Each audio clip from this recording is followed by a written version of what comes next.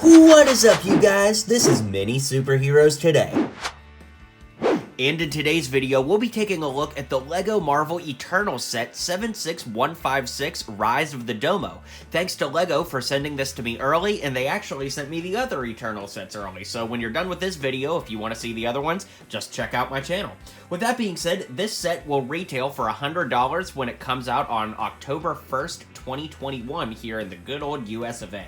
This set has 1,040 pieces, comes with a big fig of Crow, it comes with the Deviant, of course the Eternals ship, and we've got several minifigures here, two of which are exclusive.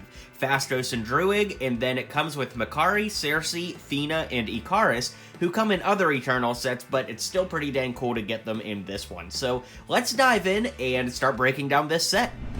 Okay, our very first minifigure is Icarus, who comes in several of the Eternal sets, so he is not exclusive, but I'm guessing he's going to be one of our main characters since he comes in so many sets. With that being said, all of the Eternals figures do have leg printing, which is a nice touch for LEGO Marvel.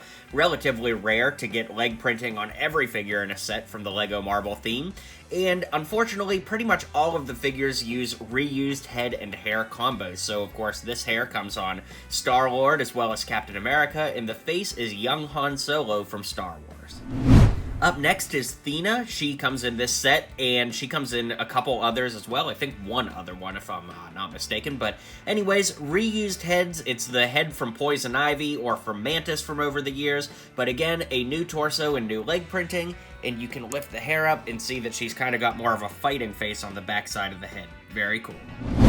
Up next is Cersei. Once again, really cool to get a new figure with the new torso and legs, but the head is reused, as is the hair.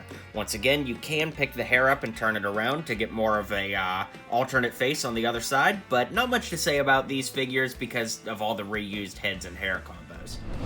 Here we have Makari that comes in one other set from the Eternals wave. I believe this is a new hairpiece, at least it's new to me. I didn't have it in my collection before, but the face is from MJ from LEGO Spider-Man, and then of course a new torso and legs, just like all of the other characters here. Here we have Druid. I really like this figure. I love the red and black combo with the silver accents in there. That's really nice. The head is reused. It's come on a lot of different places, like Shang-Chi and some other places, but it is a nice figure all in all. It's just a bummer to have been reused so many times, but it's still cool, and of course the torso and legs do look great. And last but not least, we have Fastos, who is an exclusive figure to this set, just like Druid was. A new torso and new leg printing there for this figure, again, just like everybody else. But unfortunately, the head is reused from the Daily Bugle. I believe the character, his name is Barney, that head comes from, but it still looks pretty good all in all. It does have two sides to the head, which is definitely a nice, element there, and it's just a great figure all around. While technically not a minifigure, we do have to point out Crow here. He's very similar to the Groot Big Fig build from several years ago. Of course, with these hinges on the back, you could theoretically put a minifigure there, but he does have shoulder joints, elbow joints, which kind of allow you to twist it all around. This hand actually has fingers on it, which is honestly kind of creepy and horrifying, but something I found interesting is that it comes with enough extras of these pieces that you could fit fingers on both hands, even though the instructions only tell you to put them on this hand. With that being said, you'll notice a lot of stickers on the hands here, as well as on the torso. The head is actually nice. It is printed, as you can see, and it just sits on a red Technic pin like that. But I guess if you wanted, you could, turn his head. It almost looks like a Ben 10 alien, crazy enough. But you could move at the hips and the knee joints. And yeah, it's a really nice big fig. I just technically don't really like these myself, but I know a lot of people do. It's just not for me. So I don't have anything bad to say about it. It's just not for me. And then, of course, we have a Deviant here. Now, you can see that he's got little ankle joints on the feet as well as shoulder joints for the legs, so that's pretty nice. It's a really cool figure all around. I'm just not super into builds like these, like LEGO built beasts, or it's just not for me. I can appreciate it with all the cool colors and stuff. Maybe I'll like it better after having seen the movie. I'm just mainly like a locations kind of guy, like buildings and even ships to some extent. So while this is a cool build, it's just not for me, but I'm not saying anything bad about it outright. And last but not least, we have the actual ship itself. Now you'll see underneath here, it's a really nice flat build, but I did use some of these clear pieces just to prop it up to make it a little easier to do this review. So with that being said, it's really huge. Like I said, it's probably around 800 pieces of the 1,040 pieces that come in this set. There's some really unique pieces too, like these almost translucent glittery pieces here that are kind of littered about the ship.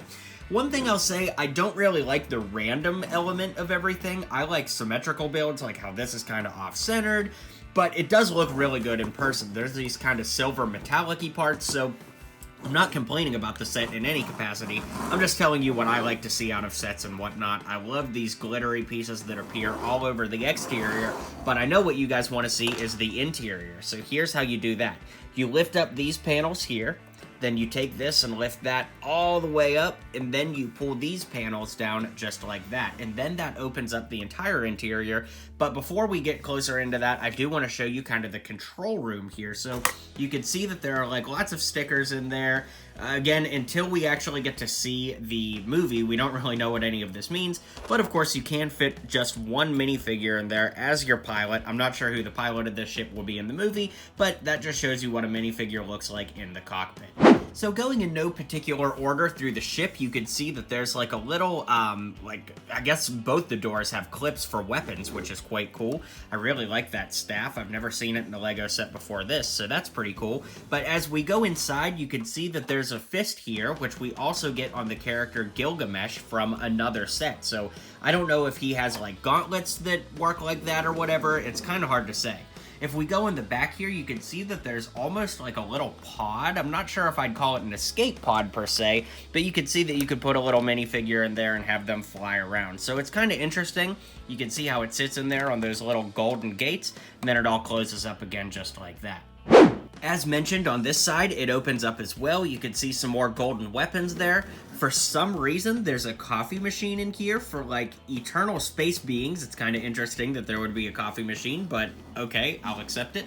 Then over here, we kind of have, like, a little weapons room or weapons archive. It's kind of interesting to see what any of this may mean. It's a little tricky to get the camera in there, but we'll try it just so you can see. You can see that there's a little umbrella back there, a crowbar, 2 microphones for some reason. Then as we move the ship around, we'll zoom in so you can see over there. We've got one of the controller pieces from Ninjago. Man, is it hard to get the camera angled in there just right. And there's a metal detector, plus a little chair, so it could be a sitting room for a minifigure if you wanted it to be. But I really want to show you the inside, so let's move the camera and get that positioned up just right. Alright, so on the inside of the ship, we've got all these little circular pieces that have stickers on them. I know, generally speaking, LEGO fans don't like stickers just because they're annoying, but they do look really good in this context. I'm not really sure what's supposed to be going on with the roof here, but you can see that there's like a bunch of gold pieces up there. I really like these like flat disc pieces too that are like a really unique green color. But you can see that it's kind of like a hallway that your Eternals minifigures can kind of walk down. Let me get rid of those pieces that broke off underneath. So, and I really like too that there's like open windows here where you can see into the other rooms, especially if you were a minifigure walking through this ship.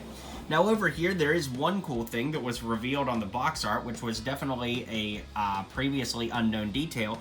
There appears to be like a little statue or a hologram of something of Arishem, which of course is another LEGO set from the Eternals wave. So it's pretty cool to get that, and honestly, the ship is pretty amazing. Even if you don't like the movie, even if you don't really care about the characters, you get so many unique pieces like these, so many unique circular pieces, and just so many cool color element combos that I really think that this is a must-have set for pretty much any LEGO collector that is building MOCs or doing Marvel or anything. It's really one of my favorite LEGO sets in a long time, so let's zoom out and I'll give you my final thoughts.